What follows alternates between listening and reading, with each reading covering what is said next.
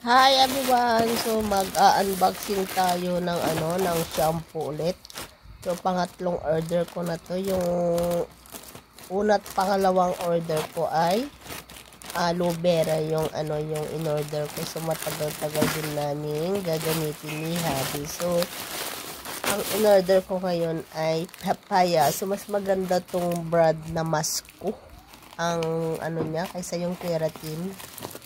Kasi yung unang order kong aloe vera ay keratin. So, mas maganda yung Masko. So, ang pinili ko ngayon na anuhin namin is papaya. With conditioner, shampoo, and lotion. So, 3-in-1 na siya. So, maganda din yung niya to, yung lotion niya.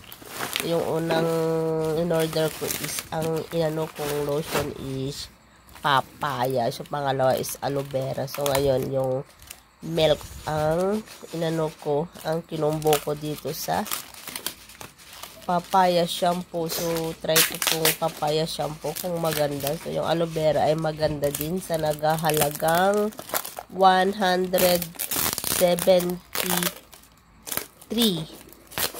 72 andun siya. So, may shampoo na 800 ml.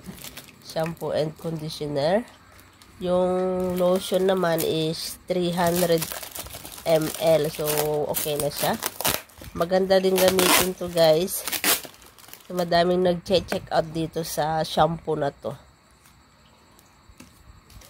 Papaya shampoo and conditioner. So, matagal-tagal din namin gamitin. Naabot din namin ng 3 months kasi yung pangalawang order ko is pinili ko yata ng by February, March, April, May na ngayon.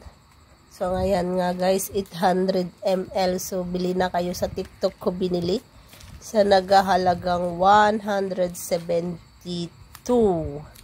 So may shampoo ka na, may conditioner ka na, may lotion ka na. So saan ka pa? So in-unboxing ko lang yung order kong shampoo. So, ayan yung yung pangalawang order ko na lotion.